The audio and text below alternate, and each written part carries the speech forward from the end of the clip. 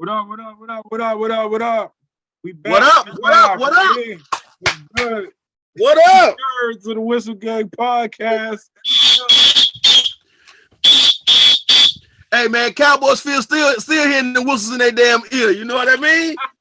They still hearing the whistles. They think people crossing the street right now. Yo, we literally just got off the phone asking a Cowboy fan, not even gonna call out his name, that he want to be a part of this so he can explain their lack of them showing up for the game and how we kicked their ass. And he responded with a fuck no. Hell no.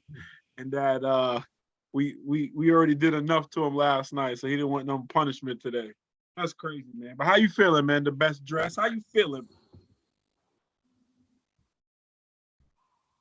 Nah. Oh, you trying to hear it, man. Huh? None at all, man. None at all. What's up, man? How you feeling? Man, listen, man. I think I got a little cold or something from out there last night, but man, listen. The vibes in RSVP last night was crazy. We had a good time. Shout out to DJ KO, had it rocking all night. Yeah, which is a Dallas Cowboy fan too, by the way. DJ KO, you showed your ass, boy. Yeah, we had a good time last night. Everybody that came out. And hopefully we can keep it rocking this Sunday against the Browns just like that. But I mean, from the opening kickoff, man, let's get right into the game. We dominated, bro. Like the very first play of the game, we ran the ball, got a face mask, 15-yard penalty. I mean, just like. Listen, the game went so fast. Only thing I kept seeing was 3 and out, punt team in the box. I mean, overall, I don't know how they survived what they survived. You know, at the end of the day, the game was the score wasn't even indicative of how dominating we were in the game. You know, yeah, we put up 40. It should have been a 50 or a 60 ball the way we played last night, you know. It really should. I mean, and they didn't do anything. Even the touchdown was a little ranky-danky for me on how they called Oliver sleeping. I think Oliver was sleeping on the play, just what really on his keys, on his cues, and he got caught sleeping, and they ended up getting 7 out of that one. But other than that, I didn't see them do anything last night that showed me that they was this elite defense. I didn't see this potent-ass offense. I think it was really, you know, I'm going to break it down. I'm going to get into it a little bit deeper. I really think it was a cat and mouse game that what we were showing them, what we wouldn't have put on the film, for everybody knew that week 5 was coming. I don't think that Steve Wilkes wanted to put a whole lot on film and what we showed defensively. I think Cal saved some of the stuff. That was the case. And I really think, you know, Dallas Cowboys got, you know, hoodwinked into playing into our hand. They were going to show a whole lot of off coverage. We showed way more press coverage than we showed all through the year. I think there was plans where they was thinking, they tried to overthink that we was going to put our blocking scheme to the right side to make sure Parson was going away from Trent and end up putting Parson over there with Trent, and we blocked the shit out of him all night.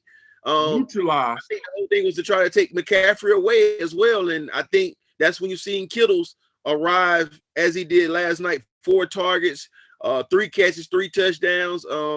I think when you try to take one of our people away like McCaffrey, you're going to get games like that out of guys like B.A., Debo, Kittles. Days like that going to happen. So, you know, from top to bottom, I think from opening whistle to ending horn, we whooped ass all night. Yeah, we whipped ass. But let's break it down a little further. Let's on the Dallas side, right? Okay. Why would they line Parsons up on the right side, which would be the left side where Trent Williams is at? Why? If you have a dominant pass rusher like he is, why not put him on the weaker side so he could dominate? Why not put him on our right tackle and let him go to work? And then we have to chip. Then there was no chipping. There was no double teaming. It was just, y'all gonna line him up over here on the silverback gorilla? Okay, we good. Because he's gonna take care of it.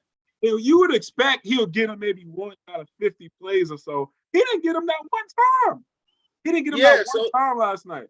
Again, I think they overthought it. I think they overthought that we was going to set our offense to be right-handed dominant, to have all the blocking schemes come from the right side. We're going to play right-handed all night. And I think they really thought we was going to play into that and played it where we thought they were going to put Parsons all night, and it backfired on them. I mean, they put him over there with a grown man. The grown man put what they call him 11 from heaven. Oh, they took him to hell last night. You hear me? So then the other part, their defense is supposed to be really fast, really aggressive. And I figured, and I said this early in the week, that Kyle will use that against them, just like how McVay uses it against Bosa. He uses Bosa's aggressiveness against him, and he always runs those in the rounds and runs right at him and stuff like that against the Rams. And that was the same thing last night. We ran right at Parsons, running the ball, even though McCaffrey only had 2 yards a clip last night. It wasn't his best game. But we ran at him, and then we used the aggressiveness on the screen. Like, okay, they're going to come at us really hard right here. Goes the down. Like, he dialed it up on the perfect down. Like, hey, they about to come at us. And hey, screen, boom, go on, touchdown. Like, like it was just like. Listen, that's the right game plan. This is my hats off to the guys that are on the practice squad. You can tell that when we went to practice, somebody wore that number 11 jersey, was running all over the place, lined up in 12 different giving them good looks, giving us great looks at defense. So shout out to all those guys that are anybody on any NFL team that's on practice squad. Yesterday was a great showing of how your practice squad players can make you better players. As I start to hear, stories about people Cam Newton giving defensive backs and the whole defense $1,000, they get an interception because he wants them to challenge. Yeah. I can see how a great practice player can make you a better team when game day come. And I commend the 4 practice players, because I think that's definitely one of the situations where somebody was playing 11. Because if you've seen, it didn't matter if BA had to block Parson, if Kittles had to block Parson, if Trent had to block Parson, if Juice had to block Parson, whoever responsibility was to block Parson, they was 1, 2, 3, 4 hands on it at a time. And we took his will to win and his will to fight last night. I really seen Parson just give the fuck up. I seen him quit twice. I promise I seen him quit twice. I seen the man quit twice. I seen the man tap his helmet. I seen the man act out of the game. He tapped out. If there was a UFC fight, he tapped the mat. He said uncle. I promise he said uncle last night 3 or 4 times. So let's talk about this Dallas offense. Where it was, I ain't see it. I don't remember it. Bro, that offense, look, hold on. Scratch that real quick. Let's go back to the defense. Since we're on the defense. I'm sorry. The point I was trying to make to tell everybody, Cowboy fans and NFL fans, and I think I might have mentioned here on our podcast as well, Dallas hasn't played anybody. They beat up on the Giants. Daniel Jones, horrible. They beat up on the Jets. Mm-hmm. Zach Wilson. Yep. And then they beat up on the Patriots. Mac Jones, arguably 3 of the top 5 worst quarterbacks in the league, whichever way you want to put it. And they were front runners. So because they beat up on those teams, they thought they were a really good team and Super Bowl contenders. Scratch that. No. Because they couldn't beat Dobbs and the Cardinals. And then now they had to come play the big boys. I think they're pretenders. I think they're in trouble. I think because they play the Chargers next week. I think they're in huge trouble. I think the Chargers coming off a body. I think the Chargers are going to roll them, especially too that their offensive coordinator came from Dallas, is over there with the Chargers. He got fired from them. So I think he has a point to prove. I think they're going to roll them. And now them boys looking at 500 in the face. And then you go over to the offense, speaking of the offensive coordinator, it looks so old school. It looked like 90s football. Like, I think that's why our defense is just so over it. I think McCarthy thinking he's playing back with Brett Favre in 94 or something and running plays from them, because there was no creativity. It was just nothing. It was just they about to run 24 ISO.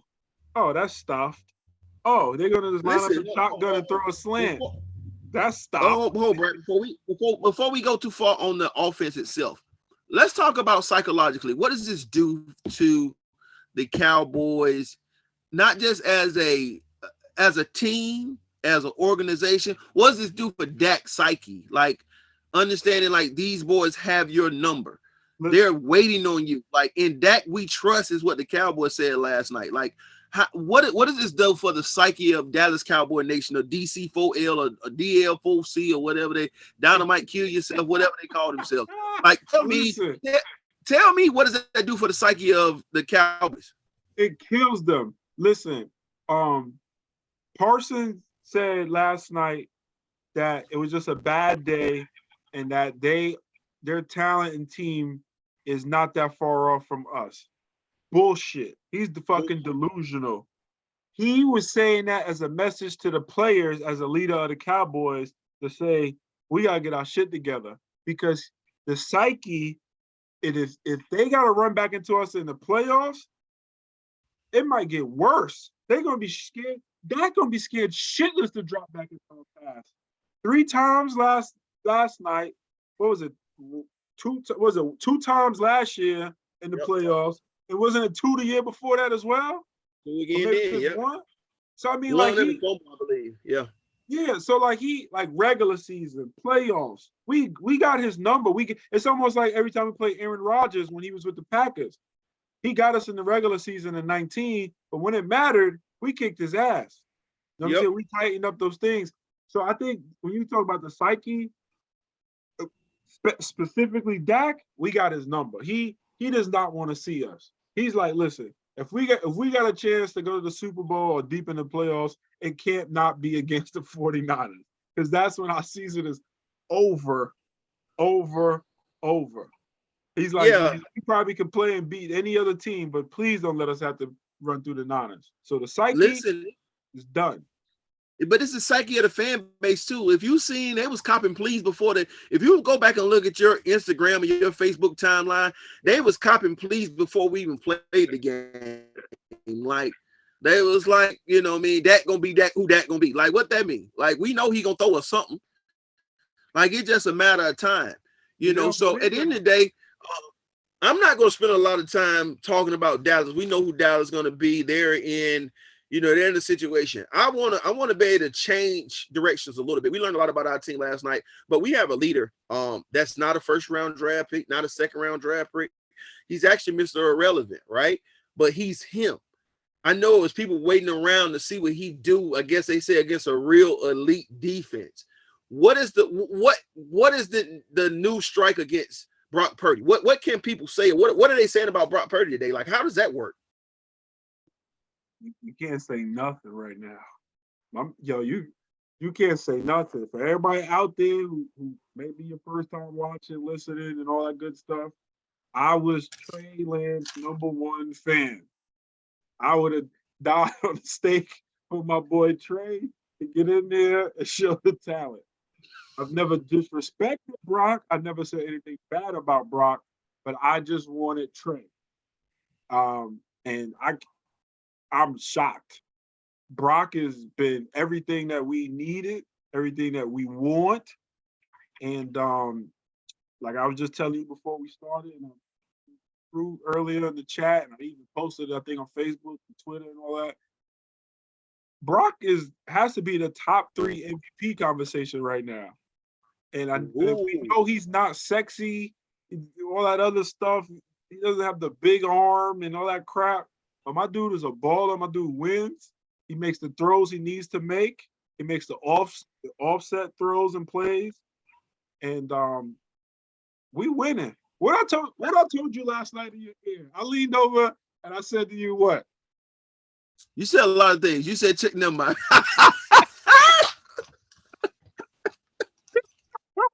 Bro, you said you been jumping. That too, but no. I told you we going to the Super Bowl this year, bro. Oh yeah. You definitely said that. You said that. You doubled down again on the phone call today with me. And you talk. You said we're going to the Super Bowl. You doubled down again. Absolutely. We go to the Super Bowl, bro. This is this team is special, man. And I think it starts with the quarterback. Brock is special. Whatever. I'm gonna go in. I'm gonna go even further. Right. People are gonna say that Brock is a system quarterback. Right? That's what I was just about to say. Even if he is, he's winning. No. Let me tell you. I believe Brock can throw the ball on first down. I think there's a couple teams that are 4-1, 3-2. If Brock was their starting quarterback, they will be 4-1, 5-0 as well. We can go down the line. I can name a couple. Yeah. Buffalo Bills. If Brock Purdy was the quarterback in that same offense that the Buffalo Bills run, they'll be a 5-0 team.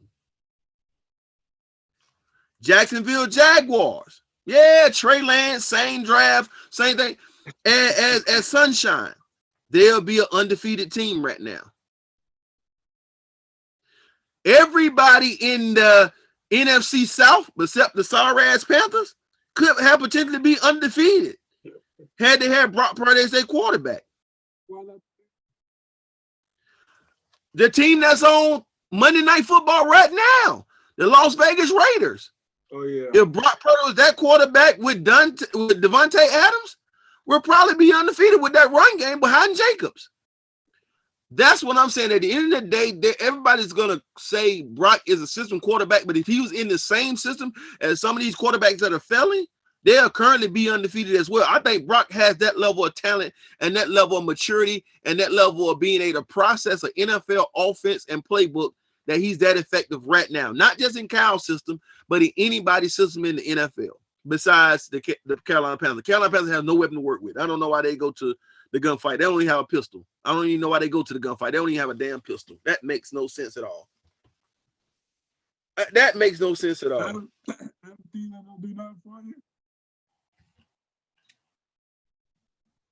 I didn't hear you. What you say? I said Adam Thielen don't do nothing for you. No. There's only one. His name is Cooper Kupp. That's the only white receiver I trust right now. It's only one. Man, like they tell us, there's only gonna be one great black comedian at one time, and everybody have to wait.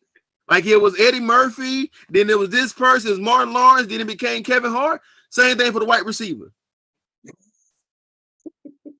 Man, let's go. Let me ask you this question. With Brock Purdy's success, right? Brock Purdy. There's somebody else. Let's take a Kirk Cousins. Let's just take Brock. Forget it. Let's just take Brock. With Brock's success, right? Okay. Do you think it's because he played 4 years college and got all those snaps and got to see a lot of coverages, be in a lot of different situations, blah, blah, blah, blah, blah. Do you think that's helping him? And do you think that is going to be the new wave of quarterback that comes into the league, that the teams are going to start putting more emphasis on a quarterback that played 3 or 4 years, played 30, 40 games in college, and not the 16 games and stuff like that? No, I don't. I don't think that's going to be the wave. I think that's Brock is the minority in that. There's not going to be a lot of guys that's going to sit and play 4 years in college. A lot of guys are going to come out as soon as they're eligible. We have kids that are right now that are getting NIL deals, $1 million deals in high school, in college. For them to go pro is the next step, part of their empire, building their brand. I don't think we're going to see too many college kids that have 4 years of whatever. Now, in free agency, when we look at that free agent market, undrafted free agents, things like that, I think you'll be looking for guys that's been in the system 4 years, 5th year senior, 6 years, graduate transfers, people that's been playing in offenses that, have thrown the ball. But I still think everybody's going to look for that pot of gold. Everybody's going to continue to look for the Trey Lances, other draft, guys got to have a whole lot of potential. The AR-15s of the world, I like Stroud. I thought the Panthers should have picked Stroud with the first pick of the draft. I thought he should have been number one draft. Yeah, he's been balling. I said that out loud, that I thought Stroud had the bigger upside. I don't know what the Panthers seen in Bryce Young, but they went with him. So no, I think Brock is 1-on-1. I don't think we're gonna see a lot of quarterbacks that have played 4 years that come in and get starts like this. Is gonna be the guys that's coming, maybe a 2-year starter, maybe a 3-year starter at a Power 5, started maybe as a freshman, redshirt freshman, Power 5, a lot of athletes around, and we're still gonna get them to continue, level of first round, second round, third round drafts. I don't see, Brock Purdy's situation being a commonality in college football, not with the way the money is going around, not the increase with money, not the incentives, not the NIL deals. I don't think that Brock Purdy is one that, even now, Brock Purdy makes $900,000 a year, right? How many commercials still have you seen Brock Purdy on? None. Right? So is that time of, is his commercial or his endorsement deal going to outweigh his NFL contract? That's what we're going to be looking at next year. That he makes more money on endorsement and endorsements deal, especially if he keep on this rail, than his NFL contract, and that's ridiculous. He will win the Super Bowl. He'll be Disney, Subway. He'll be doing all that crap after we win the Super Bowl this year. Yeah, he going to Disney now. Yeah, he's going to Disney. What about BA? What about my man BA last night? What about the weapons? What about the weapons? BA, Kittle, everybody last night. They on time. They on time. I like the fact that I didn't see anybody panic. They believe in what Cal was calling last night. They believe in their leader as Brock Purdy in the huddle. I seen when the backup running backs got in the game, damn the receivers, when the backup running backs got in the game and had that opportunity to carry and tote that mail, you can tell that everybody's on one page. It's no selfish guys in the locker room. It's no me guys. It's no I guys. It's a lot of team guys. And when those guys start carrying that rock, you can see they're protecting it with their life. They want their opportunity. They want more opportunity. They're running downhill. They're making blocks. They're catching passes. Again, last night was a total team effort. Running bail on punt return. On punt coverage, going down there as a gunner, making solid plays, locking them down on the 2-yard line, I think twice last night. Again, we played team football. Again, last night, I didn't see the best game out of Hufanga. I still ain't seen this defensive line just go crazy. But them two linebackers in the middle, oh, God. Big play, Dre. Oh, my God. And Freddie, the real one. And I'll say this. Fred Warner is the best linebacker in football. It took me a long time to say that. But I tell you this, there's only about 3 or 4 more. Hold on. There's only about 3 or 4 more I'm going to take before I take Greenlaw. Yeah. So Big play Dre is my guy. Thump some, nephew. What's up, nephew? Yeah. Yeah. Bang, bang.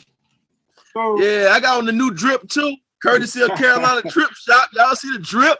Hold on, we're going to get to that. Hold on. We're going to get to that. Hold on. So, yeah, go ahead. My bad.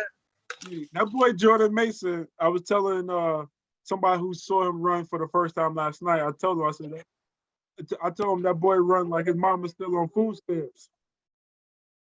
Yeah, them the guys we want. Them guys still running from the police trying to get their next check. All the tape, again, I tell you, all the tape them boys can put out, they getting on film. They want to earn more carries. They trying to earn everybody else trust. It ain't just Cal's trust. They're trying to earn the other 52 guys on the roster trust that they know when it come they turn to carry the ball, they're going to take it with the same incentive. Yeah, and the thing I liked about it too was that Kyle took the game was in hand and he took McCaffrey out and started giving Mason some carries and spelling them. I mean, even when the game wasn't out of hand, Mason was in the game spelling McCaffrey, and that's what we want to see. So, McCaffrey is not getting beat up all the time, with all those carries and stuff like that. So that was good. And then the offense showed out. Obviously, it seems like Kyle schemes it up, and it gets schemed up for it to be Kittle's week. You know what I'm saying? So it was just a good look. Everybody's always saying, where's Kittle? But there's so many weapons we got. Every week is going to be somebody's turn to really take off. He only had the 3 catches, but shit, all 3 of them touchdowns. BA didn't have a touchdown. BA had, 5 for 80 or something like that last night.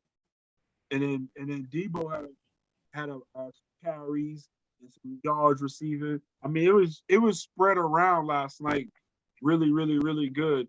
And they're playing team ball. Defense, everybody's running to the ball. Offense, everybody's getting involved. I mean, it's just fun watching this team, bro. Just watching this. Oh yeah, we out in, man. It's really fun, man. But let's get into it. So Sunday we got the Browns. We'll be back for another episode. this week with a Browns preview, but we got some new drip. We're gonna be taking some pre-orders on. Yeah. Show Man, us I what you got, don't man. even know how to show it off today, man. I got a lot of drip. Man, look, so we got the drip, you know what I mean? Official 49 logo on one side, customized side here, so you know me, Smitty, you know what I mean? That's hard. You know what I'm saying? Empire.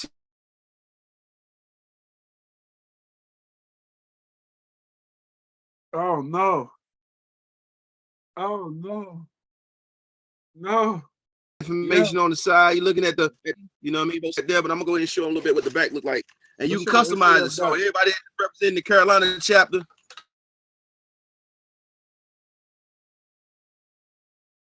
Oh no, you break it up.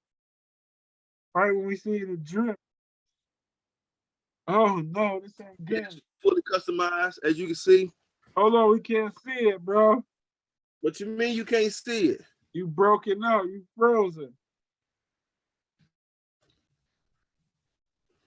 All right, there you go. There you go. Ooh. Yes. That's fire. So it's the backwood. Jacket available. So when you look at it, just tap in with us. Ready to get it started today. I'll leave right there. But again, as you can see, custom 49er logo on the side, customizable on the other side, name and chapter that you represent. As you can see, the Charlotte chapter represented on the back. If you got another chapter that you rep, make sure I get your logo. We can go and get them ran out. They definitely gonna be available. We'll start the sales tomorrow. The plan is I want to see all chapters when we hit Duval County come across the line. Jacksonville heavy. Jacksonville gonna be crazy for the invasion, right? Crazy for the invasion. So if you get your order in, we want to make sure everybody had their jackets for any chapter. Don't care where you're from. Virginia chapter, Greensboro chapter, Triad chapter, Triangle chapter, South Carolina chapter, Atlanta chapter, Spartans, Empire. It don't matter. Get to me. We getting to the money. Carolina Drip Shop. We about to go crazy. Get your chapters. Let's go, man. Let's go. It's merch time now. We ain't got nothing else to say. I don't want to see a DC4L. I don't want to see a star. I want it to be pitch black tonight. I don't want to see no stars in the sky. I don't want to see none of that mess now. They should even come out and talk. Yo, so this is another episode with the Game Podcast. Going crazy with his whistle. Shout out to P who missed the episode. P was out there at the game. Jet lag got him missing. Jet lag done, fried. So he'll be back. Hey, everybody out there in Cali, man. If y'all should get my boy P while he was out there, I appreciate y'all for sure. Yeah, P said he had a hell of a time out there. Hell yeah. And then as we get, I mean, this is 2 months away, though. Don't forget Philly, December 3rd. I will be out there helping out the 717 all weekend with the tailgate and Avery and Eli. So that's official. So more information and stuff gonna be dropping for that, but I will be out there all weekend for that, helping out, showing my love for them boys because they had 2 of them. So I know just from doing the one last year how hard the 2 gotta be. You know what I mean? One season. And they don't even live in Pittsburgh, and they went out there and held it down. But, we out. Any quick shout outs? I mean, like I said, shout out to DJ KO. Did a hell of a job last night. Shout out to P and the crew and O and everybody out there who came out last night. It was a time. We look forward to continuing it Sunday, 1:00 against the Browns.